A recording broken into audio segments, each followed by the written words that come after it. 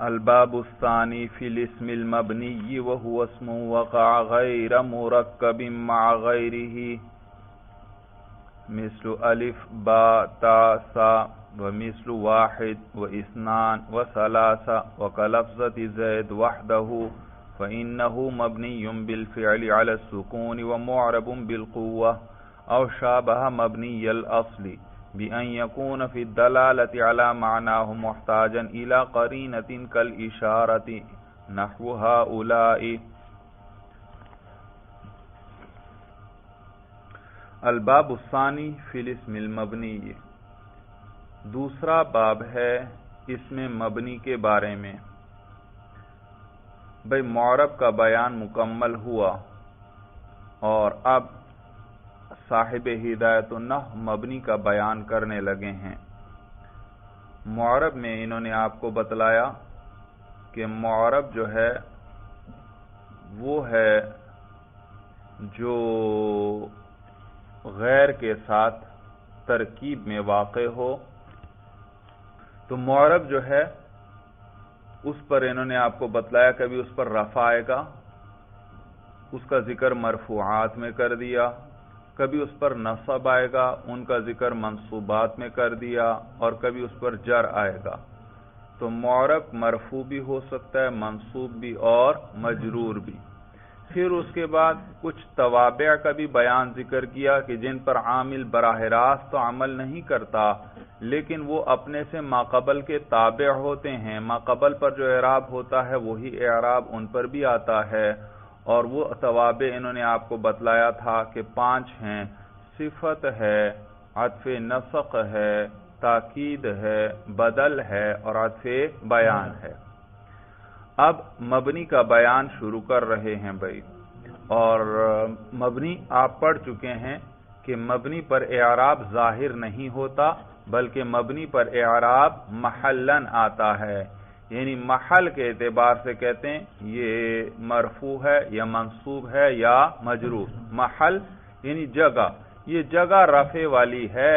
اگر یہاں پر کوئی معرب آ جاتا تو رفع ظاہر ہو جاتا، لیکن چونکہ یہ مبنی ہے تو اعراب ظاہر نہیں ہوگا. تو پھر کس طرح کہتے ہیں؟ مرفوع محلن، یا پھر منصوب محلن، یا مجرور محلن. بھائی تو اب مبنی کی تعریف کرنے لگے ہیں. کہتے ہیں وَهُوَ اسْمٌ، مبنی جو ہے وہ ایسا اسم ہے وقع غیر مرکب مع غیرہ، جو مرکب نہ ہو مع غیرہ، اپنے غیر کے ساتھ، یعنی اپنے علاوہ کسی اور کے ساتھ مرکب نہ ہو، یعنی ترکیب میں واقع نہ ہو، یعنی جوڑا نہ گیا ہو کسی غیر کے ساتھ. اور معرب کی تعریف اگر آپ کے ذہن میں ہو، معرب کی تعریف بھی انہوں نے کی تھی کہ وہ ہے جو غیر کے ساتھ ترکیب میں واقع ہو. اور میں نے آپ کو بتلایا تھا کہ غیر سے کیا مراد ہے کہ اس کے ساتھ اس کا عامل ہو، کیونکہ اگر اس پر آپ رفع پڑھنا چاہتے ہیں تو رفع بغیر عامل کے نہیں آتا. آپ اس پر نصب پڑھنا چاہتے ہیں تو نصب کے لیے بھی عامل چاہیے، اور جر پڑھنا چاہتے ہیں تو جر کے لیے بھی عامل. لہذا وہ ترکیب میں واقع ہو، اور ایسی ترکیب جس میں اس کا عامل بھی ساتھ ہو. جبکہ مبنی اس کے برعکس ہے، جو غیر کے ساتھ ترکیب میں واقع نہ ہو، یعنی اس کا عامل ساتھ نہ ہو. جیسے مثال میں نے ذکر کی تھی وہاں پر غلام زیدن، غلام مضاف، زیدن مضاف الیہ. اب یہ زیدن، یہ اس پر تو جر پڑیں گے کیونکہ اس کا عامل وہ مضاف ہے، مضاف اس کو جر دے رہا ہے اور مضاف اس وقت موجود ہے. لیکن خود غلام پر آپ رفع پڑھنا چاہتے ہیں، بھائی کیوں؟ رفع کے لیے تو عامل چاہیے، کوئی عامل یہاں نہیں. نصب کے پڑھنا چاہتے ہیں، نصب کے لیے بھی عامل چاہیے. جر پڑھنا چاہتے ہیں، جر کے لیے بھی عامل چاہیے. تو لہذا اس پر نہ رفع پڑھ سکتے ہیں، نہ نصب اور نہ جر. لہذا کیسے پڑھیں گے؟ غلام زیدن. تو غلام دیکھو ترکیب میں تو ہے لیکن اس ترکیب میں اس کے ساتھ اس کا عامل نہیں ہے. ہاں البتہ یہ غلام کا لفظ اس وقت تو بے شک مبنی ہے، لیکن جب ترکیب میں آئے گا ایسی ترکیب جس میں اس کا عامل بھی ساتھ آ جائے پھر یہ معرب بن جائے گا.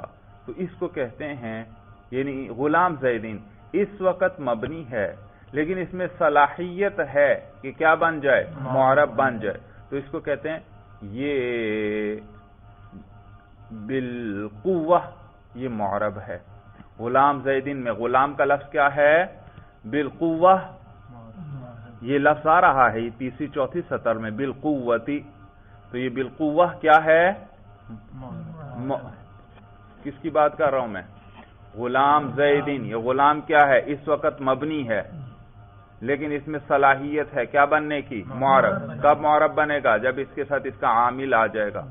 تو غلام کے لفظ کے بارے میں یوں کہیں گے یہ بالفعل مبنی ہے، بالفعل یعنی اس وقت، سمجھ میں آیا بھائی، اس فی الحال کیا ہے، مبنی ہے، لیکن اس میں معرب بننے کی صلاحیت، تو کیا کہیں گے، مبنی ہے بالفعل اور معرب ہے بالقوہ۔ سورج سمجھ میں آتی جی؟ تو بالقوہ کا کیا معنی ہوتا ہے کہ اس میں صلاحیت ہوتی ہے، یعنی اس تو ایک بالفعل ہے، یعنی اس وقت کیا حالت ہے، اس کو بالفعل کہا جاتا ہے، اور جو اس میں صلاحیت ہو اس کو بالفعل کے ساتھ تعبیر کیا جاتا ہے۔ جیسے کوئی انسان بھائی، جیسے کوئی انسان اس نے کچھ پڑھا نہیں، تو آپ کہیں گے یہ لا علم ہے بالفعل، یعنی اس وقت کیا ہے، علم اس کے پاس ہے ہی نہیں، تو یہ کیا ہے، لا علم ہے، بالفعل کیا ہے، لا علم۔ ہاں یہ بالقوہ عالم ہے، یعنی اس میں عالم بننے کی صلاحیت ہے، محنت کرے پڑھے تو سیکھ لے گا بھائی۔ تو بالفعل کیا ہے، لا علم، اور بالقوہ کیا ہے، عالم ہے۔ تو یہ بالفعل اور بالقوہ یہ لفظ عام استعمال ہوتے ہیں جگہ جگہ کی کتابوں میں، اس لیے میں نے تفصیل ذکر کر دی، اس کو ذہن میں رکھیں بھائی۔ تو کہتے ہیں مبنی کی تعریف کر رہے ہیں، وَهُوَ اسْمٌ وَقَعَ غَيْرَ مُرَكَّبٍ مَعَ غَيْرِهِ، وہ ایسا اسم ہے جو غیر کے ساتھ ترکیب میں واقع نہ ہو، مع غیرہ، اپنے غیر کے ساتھ، اپنے غیر کے ساتھ ترکیب میں واقع نہ ہو۔ اور میں نے کیا بتلایا تھا، کیا مراد ہے، یعنی اپنے عامل کے ساتھ ترکیب میں واقع نہ ہو، مثل الف با تا سا، جیسے الف با تا سا۔ سوال، بات چل رہی ہے اسم کی بات چل رہی ہے نا، اور انہوں نے جو مثال ذکر کی الف با تا سا، یہ تو حروف ہیں، حروف تہجی بھائی، تو اسم کی مثال ذکر کرنی چاہیے تھی، انہوں نے حروف تہجی ذکر کر دیے، حروف ذکر کر دیے۔ جواب، بھائی ان حروف سے مراد یہ حروف نہیں، ان کے نام مراد ہیں، ان کے نام مراد ہیں، اور نام تو اسم ہوتا ہے کسی بھی چیز کا بھائی۔ تو یہ پہلے حرف، یہ جو پہلا حرف ہے اس کا کیا نام ہے، الف، یہ دوسرے کا با، تیسرے کا تا، اور چوتھے کا سا، تو یہ ان کے نام مراد ہیں بھائی، نام بھائی۔ وَمِثْلُ وَاحِدْ وَإِثْنَانِ وَثَلَاثَ، جیسے عدد ہیں بھائی، سمجھ میں آیا بھائی۔ وَكَلَفْظَةِ زید، اور جیسے کہ زید کا لفظ وحدہ، اکیلا، اکیلا زید کا لفظ، زیدن آپ پڑھنا چاہتے ہیں بھائی، کیوں رفع کیوں پڑھیں گے، عامل چاہیے۔ زیدان پڑھنا چاہتے ہیں، نہیں پڑھ سکتے۔ زیدین پڑھنا چاہتے ہیں، نہیں پڑھ سکتے، کیونکہ رفع نصب جر سب کے لیے کیا چاہیے، عامل۔ اسی لیے انہوں نے کہا کہ لفظ زید وحدہ، اکیلا ہو، یعنی اس کے ترکیب میں واقع نہ ہو، ساتھ اس کا عامل نہ ہو بھائی۔ ہاں یہ زید بالفعل مبنی ہے اور بالقوہ معرب ہے، یعنی معرب بننے کی صلاحیت ہے، ترکیب میں آئے گا، عامل اس کا ساتھ آئے گا تو اس پر رفع بھی آ سکتا ہے، نصب بھی آ سکتا ہے اور جر بھی۔ جبکہ اس کے مقابلے میں مثلا ہاذا ہے، ہاذا یہ مبنی ہے، اس وقت کیا ہے، مبنی، اور یہ اس میں معرب بننے کی صلاحیت ہی نہیں ہے، یہ ترکیب میں بھی آ جائے، اس کا عامل بھی ساتھ آ جائے، یہ پھر بھی مبنی ہی رہے گا بھائی۔ میں نے آپ کو بتلایا تھا، ترکیب ہم کر رہے تھے، معرفہ اور نکرہ کی پہچان کروائی تھی، اور اسی طرح آپ کو مبنی کے بارے میں بھی بتایا تھا کہ مبنی میں اعراب کیسے بتانا ہے، محل، اور معرب میں کیسے بتانا ہے، لفظاً یا تقدیراً۔ اور پھر میں نے بتایا تھا کہ مبنی تو 8 ہیں، لیکن 3 کم از کم ہر وقت یاد ہوں آپ کو۔ نمبر 1 تمام ضمیریں، نمبر 2 اسماء اشارہ، اور نمبر 3 اسماء موصولہ۔ تو دیکھو اسماء اشارہ کس میں سے ہیں؟ مبنیات۔ یہ جملے کے اندر بھی آ جائیں، ان کا اعراب آپ کیسے بتاتے ہیں؟ محلن۔ دیکھا، حالانکہ ان کا عامل ساتھ ہوتا ہے لیکن پھر بھی اس پر رفع ظاہر نہیں ہوتا، ان پر نصب ظاہر نہیں ہوتا، جر ظاہر نہیں ہوتا، تو وہاں پہ اعراب بتاتے ہیں کہ یہ ہے مرفوع محلن ہے یا منصوب محلن ہے یا مجرور محل۔ معلوم ہوا یہ ہاذا جو ہے، ہاذا اکیلا ہو پھر بھی مبنی، ترکیب میں آ جائے پھر بھی مبنی ہی ہے۔ تو گویا اس میں یہ بالقوہ بھی معرب نہیں ہے، اکیلا اس وقت ہاذا یہ مبنی ہے، اور ترکیب میں آئے پھر بھی معرب، پھر معرب بنے گا کہ نہیں؟ نہیں، تو لہذا بالقوہ بھی معرب نہیں ہے۔ زید اکیلا تو مبنی تھا لیکن بالقوہ معرب تھا، لیکن ہاذا اکیلا بھی مبنی، ترکیب میں آئے پھر بھی مبنی ہی ہے۔ وَكَلَفْظَةِ زَيْدٍ وَحْدَهُ، اور جیسے کہ اکیلا زید کا لفظ، فَإِنَّهُ مَبْنِيٌّ بِالْفِعْلِ عَلَى السُّكُونِ، اس لیے کیونکہ یہ مبنی ہے بالفعل علی السکون، کس پر؟ سکون۔ یہ مبنی علی السکون ہے بالفعل، ومعرب بالقوہ، اور معرب بالقوہ ہے بھئی یہ زید کا لفظ۔ او شابہ مبنی الاصلی، بھئی مبنی کی تعریف چل رہی ہے، ایک ابھی تعریف پوری نہیں ہوئی، ایک قسم ذکر کر دی، وہ ایسا اسم جو ترکیب میں اپنے غیر کے ساتھ واقع نہ ہو، او شابہ مبنی الاصلی، یا وہ مبنی الاصل کے مشابہ ہو۔ مبنی الاصل کتنی چیزیں آپ پڑھ چکے ہیں؟ 3 چیزیں ہیں شاباش۔ نمبر 1 تمام حروف ہیں، نمبر 2 تمام حروف، مبنی الاصل پوچھ رہا ہوں بھائی، تمام حروف فعل ماضی اور امر حاضر معروف، شاباش شاباش۔ تو یہ 3 مبنی الاصل ہیں، تو اور جو ان کے مشابہ ہو جائے گا وہ بھی مبنی ہوگا، اسی لیے کہا او شابہ مبنی الاصلی، یا وہ ایسا اسم جو کس کے مشابہ ہو؟ مبنی الاصل کے مشابہ ہو، یعنی حروف جیسا ہو، یا فعل ماضی جیسا ہو، یا امر حاضر جیسا ہو، وہ بھی مبنی ہے بھائی۔ اور مشابہت سے یاد رکھیے، مشابہت مراد نہیں ہے، مناسبت مراد ہے، یعنی اس کی مبنی الاصل کے ساتھ کچھ مناسبت آ جائے۔ توجہ ہے سبق کی طرف؟ کچھ اسم ہیں ان کی، سب سے پہلے تو مبنی الاصل کیا کیا ہیں؟ تمام حروف ہیں، فعل ماضی ہے اور امر حاضر، ان 3 کے ساتھ کسی اسم کی مشابہت آ جائے تو وہ اسم بھی کیا بن جائے گا؟ وہ اسم بھی مبنی بن جائے گا۔ اور مشابہت سے مراد مناسبت ہے، ان کے ساتھ اس کی کیا آ جائے؟ مناسبت آ جائے۔ اور یہ والی جو قسم ہے، 2 قسمیں ہو گئی نا مبنی کی۔ پہلی قسم کیا؟ جو غیر کے ساتھ ترکیب میں واقع نہ ہو۔ دوسری قسم کیا؟ جو مبنی الاصل کے مشابہ۔ جو غیر کے ساتھ ترکیب میں واقع نہیں وہ کیا تھا؟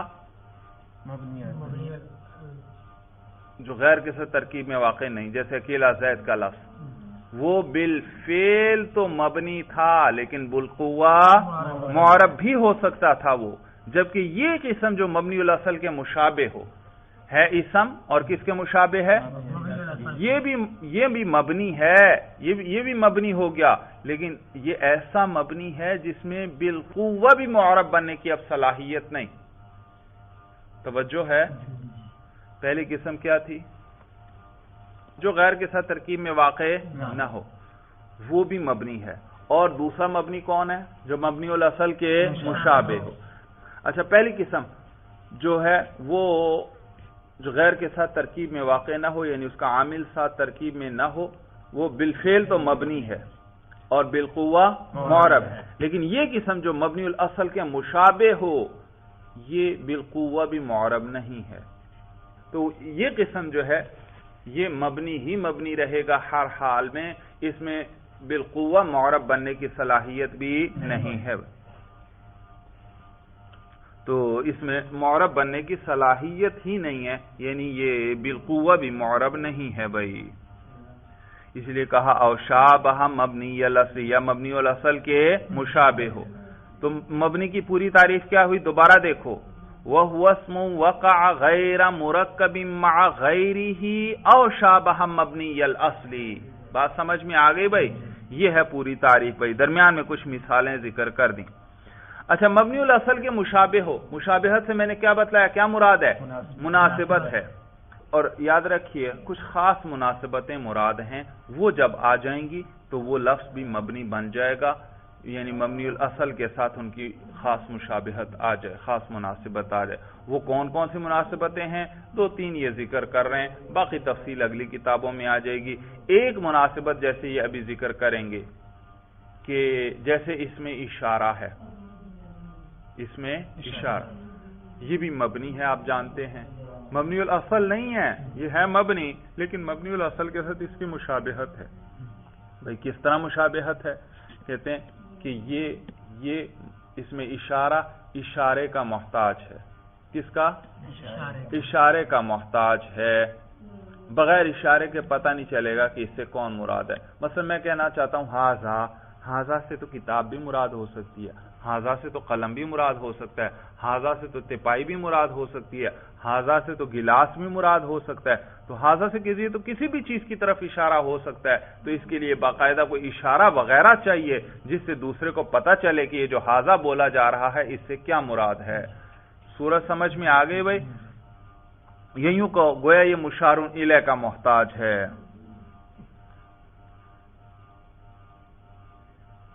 تو یہ مبنی الاصل کے مشابہ ہے، یعنی یہ جو اس میں اشارہ ہے اس کی مشابہت ہے حرف کے ساتھ، جیسے حرف اپنا معنی بتانے میں غیر کا محتاج ہے،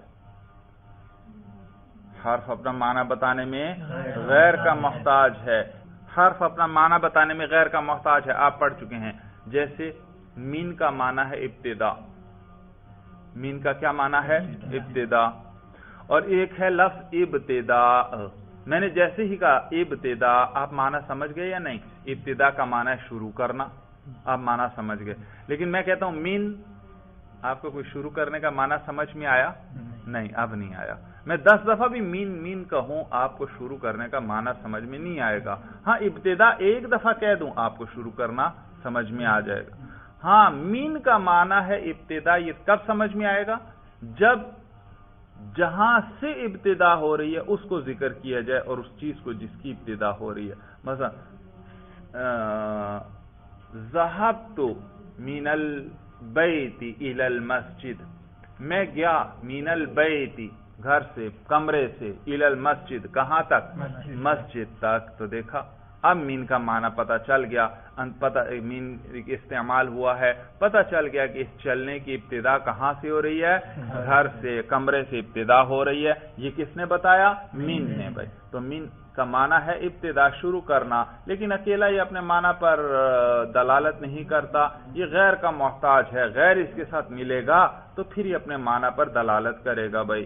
اسی طرح اس میں اشارہ ہاذا ہے، ہاذا کا معنی ہے یہ، ہاذا کے ذریعے تو کتاب کی طرف بھی اشارہ ہو سکتا ہے، کتاب بھی مراد ہو سکتی ہے، قلم بھی مراد ہو سکتا ہے، جدار دیوار بھی مراد ہو سکتی ہے، تپائی بھی، کوئی بھی چیز مراد ہو سکتی ہے ہاذا کے ذریعے۔ تو اب آپ لفظ بولتے ہیں ہاذا، اس سے کیا مراد ہے؟ تو اس کے لیے کوئی اشارہ چاہیے جس سے دوسرے کو پتہ چلے۔ مثلا آپ ہاں سے اشارہ کر کے کہتے ہیں کتاب کی طرف ہاذا، اب سننے والے کو پتہ چلا کہ اس ہاذا سے کیا مراد ہے؟ کتاب۔ تو جیسے حرف اپنا معنی بتانے میں غیر کا محتاج تھا، اسی طرح اس میں اشارہ بھی کسی اپنا معنی بتانے میں اشارے وغیرہ کا محتاج ہے، جس کی کوئی ایسا کوئی قرینہ چاہیے جس سے دوسرے کو پتہ چل جائے۔ بات سمجھ میں آ گئی بھائی؟ کوئی قرینہ چاہیے، تو یہ بھی حرف جیسا ہوا، اس میں اشارہ بھی کس کی طرح ہوا؟ حرف اپنا معنی بتانے میں حرف بھی محتاج، اسی طرح اس میں اشارہ بھی محتاج، تو یہ محتاج ہونے میں اس کی طرح ہوا، اور حرف تو تھا مبنی الاصل، تو جب اس میں اشارہ اس جیسا ہوا تو یہ بھی کیا بن گیا؟ مبنی بن گیا بھائی۔ تو کہتے ہیں او شابہ مبنی الاصل، یا وہ اسم مبنی الاصل کے مشابہ ہو، بأن یکون فی الدلالت علی معناہ محتاجا الی قرینۃ، بائیں صورت کہ یہ اپنے معنی پر دلالت میں محتاج ہو، بأن یکون فی الدلالت علی معناہ، بائیں صورت کہ اپنے معنی پر دلالت میں محتاجن الی قرینۃ، وہ محتاج ہو کسی قرینے کا، کل اشارتی جیسے کہ اشارہ ہے، نحو ہؤلاء جیسے ہؤلاء، ہؤلاء کا معنی ہے یہ سب، یہ سب، تو اس کے لیے اشارہ وغیرہ کوئی چیز چاہیے کہ پتہ چلے کون سب مراد ہیں بھائی، نحو ہؤلاء جیسے ہؤلاء و نحوها اور اس جیسے اور جو اسماء اشارہ ہیں، او یکون علی اقل من 3 احرف یا وہ 3 حروف سے کم پر مشتمل ہو، بھائی حروف جو ہیں حروف مبنی الاصل ہیں اور حروف عام طور پر 3 سے کم حروف پر مشتمل ہوتے ہیں، حروف کس پر مشتمل ہوتے ہیں؟ عموماً 3 سے کم، تو جو اسم 3 سے کم حروف پر مشتمل ہوا وہ حروف کی طرح ہو گیا، اور جب حروف کی طرح ہوا تو وہ تو ہے مبنی الاصل، تو یہ بھی مبنی بن جائے گا بھائی، یہ معنی یکون علی اقل من 3 احرف یا 3 سے کم حروف پر مشتمل ہو، او تضمن معنی الحرف یا حرف کے معنی کو متضمن ہو، نحو ذا و من و 11 الی 19، جیسے ذا یہ اس میں اشارہ ہے، ذا کیا ہے بھئی اسی کے شروع میں ہا تنبیہ کی بڑھا دیتے ہیں تو کیا کہتے ہیں ہاذا، صورت سمجھ میں آ گئی بھئی، تو اس میں اشارہ ہے، اور کتنے حروف ہیں؟ ایک ذال ہے ایک الف ہے، 2 حروف، تو 3 سے کم حروف ہوئے، تو یہ کس کی طرح ہوا؟ حروف کی طرح، جب حروف کی طرح ہے تو حروف تو مبنی الاصل ہے، تو یہ بھی کیا بن گیا؟ مبنی، ومن، اور اسی طرح من ہے، من شرطیہ ہے، من استفہامیہ ہے، یہ بھی مبنی ہے کیونکہ کتنے حروف پر مشتمل ہے؟ 2، تو یہ 3 سے کم حروف پر مشتمل ہوا تو یہ مبنی الاصل کے مشابہ ہو گیا، یا و11، یہ مثال ہے تضمن معنی الحرف کی، جو حرف کے معنی کو متضمن ہو، بھئی 11 کا معنی ہے 11، اصل میں تھا 11 و10، درمیان میں واو تھا، اور واو کیا ہے؟ حرف، اور وہ واو 10 میں چھپ گیا تو 10 مبنی بن گیا، واو کیا تھا؟ حرف، اور حرف تو کیا ہے؟ مبنی الاصل، تو وہ اس 10 میں چھپ گیا، جب اس میں چھپا تو یہ بھی مبنی بن گیا، اور احدہ وہ تو درمیان، اعراب کہاں پر آتا ہے؟ آخر میں یا درمیان میں؟ آخر میں، تو احدہ کا دال تو درمیان میں آ گیا، اس لیے وہ بھی مبنی ہو گیا، 11، اس پر تو اعراب آئے گا نہیں، 10 آخر میں اعراب آنا تھا، لیکن 10 کے اندر کون چھپ گیا؟ حرف چھپ گیا، اس لیے انہوں نے کہا تضمن معنی الحرف، یا وہ حرف کے معنی کو متضمن ہو، جیسے 11 سے لے کر الی 19، 11 سے لے کر 19 یعنی 19 تک، بھئی ان سب کے اندر 11، 12، 13، 14، ان سب میں آپ کیا کہیں گے؟ وہ کس کے اندر چھپ گیا ہے؟ 10 کے اندر چھپ گیا ہے بھئی۔ وَهَذَا الْقِسْمُ لَا يَصِيرُ مُعْرَبًا أَصْلًا، اور یہ قسم جو ہے معرب نہیں بنتی اصلاً، ای قطعاً، قطعی طور پر، یعنی ترکیب میں بھی آ جائے، عامل بھی ان کا ساتھ آ جائے، پھر بھی یہ معرب نہیں بنتے، یہ بات میں پہلے بیان کر چکا ہوں بھائی۔ کون سی قسم؟ جو کس کے مشابہ ہو؟ مبنی الاصل کے مشابہ ہو، یہ معرب نہیں بنتی قطعی طور پر۔ وحکمہ، حکم کیا ہے مبنی کا؟ کہتے ہیں وحکم، حکم اس کا یہ ہے اللہ یختلف آخرہ باختلاف العوامل، کہ اس کا آخر بدلتا نہیں ہے عوامل کے بدلنے سے۔ بھائی معرب تو کیا تھا؟ اس کا آخر تو بدلتا ہے، جاءنی زید رفع آیا، رأیت زیدن نصب آیا، مررت بزید جار آ گیا، لیکن یہ مبنی جو ہے اس کا آخر بدلتا نہیں عوامل کے بدلنے سے۔ کہتے ہیں وحکمہ لا یختلف آخرہ باختلاف العوامل، اور حکم اس کا یہ ہے کہ بدلتا نہیں ہے اس کا آخر عوامل کے بدلنے سے۔ وحرکاتہ تسمى ضما وفتحا وکسرا، اور وسکونہ وقفا، اور اس کی حرکات کو ضمہ، فتحہ اور کسرہ کہتے ہیں، اور اس کے سکون کو وقف کہتے ہیں۔ میں پہلے بتا چکا کہ 3 طرح کے نام ہیں، رفع، نصب، جر، اور ضم، فتح، کسر، اور اسی کے ساتھ گولتا ملا دیں، ضمۃ، فتحۃ، کسرت۔ رفع نصب جر یہ خاص ہیں کس کے ساتھ؟ معرب کے ساتھ. اور ضم فتح کسر بغیر تا کے یہ خاص ہیں کس کے ساتھ؟ مبنی کے ساتھ. اور گول تا ساتھ مل جائے ضمۃ فتحۃ کسرۃ یہ سب کے ساتھ استعمال ہوتے ہیں، معرب کے ساتھ بھی اور مبنی کے. تو کہتے ہیں وحرکاتہ تسمى ضما وفتحا وکسرا، اس کے حرکات کو ضمہ فتحہ اور کسرہ کہتے ہیں. وسکونہ وقفا، اور اس کے سکون کو وقف کہتے ہیں. وهو على 8 انواع، اور یہ جو مبنی ہے جو ہے یہ 8 قسم پر ہے. مبنی کی 8 قسمیں ہیں، اب وہ بیان کرنے لگے ہیں. المضمرات واسماء الاشارات والموصولات واسماء الافعال والاصوات والمرکبات والکنایات وبعض الظروف. مضمرات ضمیریں ہیں ساری بھائی، اسماء الاشارات اسماء اشارہ ہیں، موصولات اسماء موصولہ ہیں، اسماء الافعال اسماء افعال ہیں. یہ کچھ اسم ہیں جو ہیں تو اسم معنی فعل والا ادا کرتے ہیں، تو ان کو کیا کہتے ہیں؟ اسم فعل. والاصوات اصوات آوازیں، والمرکبات کچھ مرکبات ہیں بھائی، جیسے یہ 11 سے لے کر 19 وغیرہ بھائی. اور کنایات ہیں کچھ، یہ بھی آگے آ جائیں گے. وبعض الظروف اور کچھ ظروف ہیں بھائی. یہ ہیں بھائی 8 قسمیں بھائی. چلیے بس بھائی، هذا هو المرام والله اعلم بحقیقت الکلام.